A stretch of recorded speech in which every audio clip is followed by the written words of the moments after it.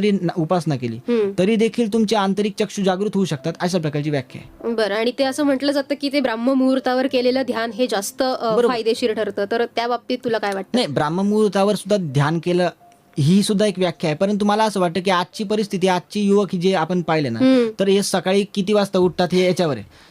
आणि आम्ही अनेक युवक पाहिले की जे 7-7 वाजता, म्हणजे त्यांच्या घरामध्ये देवपूजाही 12-12 वाजता होते. मग मी सांगतो की देवपूजा करून उपयोग नाही.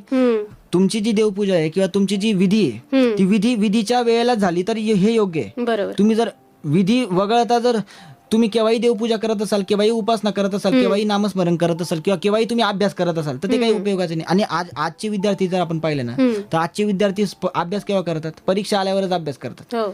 खरं तर अभ्यास हा, आणि कसं असतं माहिती आहे का, तुम्ही शालेय पुस्तकांव्यतिरिक्त सुद्धा तुमचा अभ्यास असला पाहिजे. म्हणजे शालेय मी जेव्हा शाळेत होतो तर शालेय पुस्तक सुद्धा मी वाचन करायचो, आणि याच्या व्यतिरिक्त सुद्धा मी दुसरे पुस्तकं सुद्धा रेफर करायचो, जे माझ्या सिलेबसमध्ये नाही ते सुद्धा मी वाचन करायचो. थोडक्यात सांगायचं तात्पर्य असं ना की विद्यार्थी हा पूर्णतः जागृत असला पाहिजे. विद्यार्थ्याला बघा कसं असतं माहिती का, तुम्हाला जगायचं आहे तर केवळ स्वतःसाठी जगू नका, तर आपल्याला भविष्यासाठी काहीतरी द्यायचंय, भविष्याला समाजाला आपल्याला काहीतरी द्यायचंय. या दृष्टिकोनातून आपण जगलो, उद्याची परिस्थिती काय राहील याचा विचार नका करू, तर भविष्यामध्ये एक वर्षानंतरची परिस्थिती काय राहील याचा विचार जर करून जर आजच्या विद्यार्थ्यांनी जर आजच अभ्यास सुरू केला तर येणारा काळ खऱ्या अर्थाने प्रगल्भ राहील. बर, नक्कीच. तू कोणाला आदर्श मानतोस आणि या व्यसनमुक्ती करण्यासाठी कुठल्या आदर्शांची जोपासना करावी याविषयी काय सांगशील? मला असं वाटतं की व्यसनमुक्ती करण्यासाठी आपल्या महाराष्ट्राला जी संत परंपरा लाभलेली, तर या संत परंपरेचा जर नीट आपण अभ्यास केला तर हीच आपल्यासाठी व्यसनमुक्तीसाठी खरा आदर्श. म्हणजे निवृत्ती ज्ञानदेव, सोपान मुक्ताबाई, एकनाथ नामदेव, तुकाराम, शाहू फुले आंबेडकर, हे जी आपल्याला जी परंपरा लाभलेली, ही महाराष्ट्राची जी संत परंपरा आहे, महाराष्ट्राला जो ऐतिहासिक वारसा लाभलेला आहे, मला असं वाटतं प्रत्येकाने जर ग्रंथालयात जाऊन यांच्यापैकी एकाही संतांचं नुसतं वाचन जरी केलं तरी त्यांना व्यसनमुक्ती होऊ शकते किंवा व्यसनमुक्तीचा त्यांना संदेश मिळू शकतो, असं मला वाटतं. थोडक्यात वाचनातूनच आपण व्यसनमुक्ती करू शकतो, ध्यानाच्या माध्यमातून आपण व्यसनमुक्ती करू शकतो, किंवा योगिक विचाराच्या माध्यमातून आपण व्यसनमुक्ती करू शकतो. ज्या गोष्टीमध्ये किंवा ज्या तत्वामध्ये मानसिक समुपदेशन आहे, ज्या तत्वामध्ये मानसिक संज्ञापन आहे, म्हणजे याला मानसशास्त्राचा सुद्धा आधार आहे, आपण जे सांगतोय याला वैज्ञानिक आधार सुद्धा आहे. थोडक्यात दिवसातून आपण अनेक वेळा जरी एक पुस्तक जरी वाचलं जे दैविक तत्वज्ञानावर आहे किंवा जे संत तत्वज्ञानावर आहे, तरी देखील आपण कारण व्यसन माणूस का करतो? कारण त्याला ते विचार येतात. आपण त्या विचारांना दूर करायचंय, बरोबर ते व्यसनाची व्याख्या आपण दूर करू शकतो, अशा प्रकारची व्याख्या आहे. बर, नक्कीच. तुझा हा जो काही आतापर्यंतचा प्रवास आहे याच्याकडे तू कशा दृष्टीने बघतो? तू स्वतःला खूप ब्लेस समजतोस? नाही, कसं असतं माहितीये का की एक योगी जेव्हा माणूस जीवन जगतो तर तो स्वतःला कधी काही समजू शकत नाही. कारण बघा, योगी आपण जेव्हा बनतो ना, तर ते जेव्हा तुमचं चित्त शून्य होतं, आपल्याला आता काही प्राप्त करायचं नाही, आपल्याला आता काही पाहिजे नाही, आपण फक्त जे जगायचंय ते समाजासाठी जगायचंय, आपल्याला जे जगायचंय ते एका चांगल्या उद्दिष्टासाठी जगायचंय.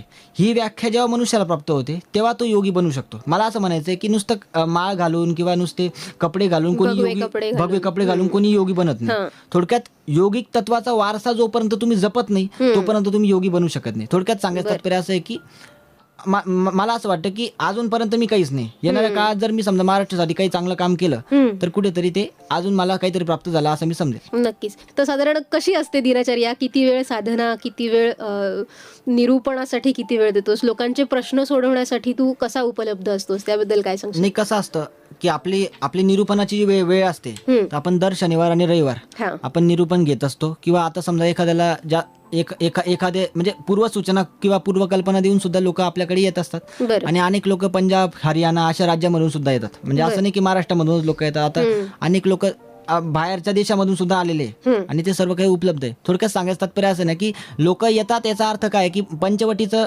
महात्म्य सुद्धा लोकांना पाहायचं असतं. थोडक्यात आपण जे सांगतो आपल्या निरूपणामध्ये काय आहे की मी लोकांना एकच सांगतो की आपल्या नाशिकला जो वारसा लाभलेला आहे, नाशिकचा जो वारसा आहे तो पंचवटीचा वारसा आहे. नाशिकला रामाचा वारसा लाभलेला आहे, नाशिकला काळाराम मंदिराचा वारसा लाभलेला आहे. नाशिकला एकंदरीत जो वारसा म्हणजे काळाराम मंदिराचा जो इतिहास आहे, काळाराम मंदिराला सामाजिक पार्श्वभूमी सुद्धा आहे, ऐतिहासिक पार्श्वभूमी सुद्धा आहे. थोडक्यात सांगायचं तात्पर्य असं आहे की मी लोकांना जे निरूपण करतो ते सामाजिक दृष्टिकोनातून सुद्धा करतो आणि धार्मिक दृष्टिकोनातून सुद्धा करतो. थोडक्यात दोन्ही मार्गाने, म्हणजे थोडक्यात आपल्याला आपल्याला संविधानिक भूमिका सुद्धा आपल्याला टिकवायची आहे आणि आपल्याला धार्मिक भूमिका सुद्धा टिकवायची आहे थोडक्यात. आणि आपली जी भूमिका आहे, आपली जी आध्यात्मिक भूमिका आहे, ती जर संविधानिक मार्गातून जर पुढे गेली, म्हणजे विश्वास, श्रद्धा, उपासना यांचे स्वातंत्र्य, या स्वातंत्र्याला उपभोगून आपण जर खऱ्या अर्थाने जर कोणालाही त्रास न देता आपण सामाजिक सलोखा जर जपला, तर निश्चितपणे आपल्याला खऱ्या अर्थाने व्याख्या त्याची करता येऊ शकते. नक्कीच. खूप छान बोललास तू आणि इतकं पोटतिडकीने बोललास आणि इतक्या तरुण वयात तुझे इतके आदर्श विचार आहेत. मुळातच तुझ्यावरती देवाची विशेष कृपा आहे असं आपण म्हणूया. तर जाता जाता आपल्या तरुणांना काय संदेश देशील?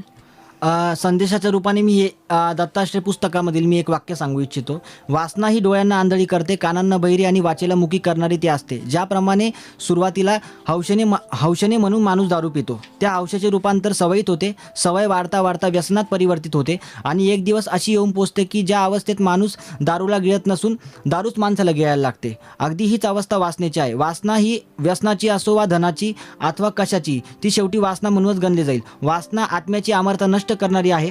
ज्याने कुणी आपल्यातील वासनेचा त्याग केला नाही त्याला कधी सत्यदर्शन घडलेलं नाही. थोडक्यात सांगायचं तात्पर्य असं आहे की आपण कुठेतरी आपल्यातील वासनेचा त्याग केला तरच आपण कुठेतरी व्यसनमुक्त होऊ शकतो. अशा प्रकारे मी आपल्याला संदेश देऊ शकतो.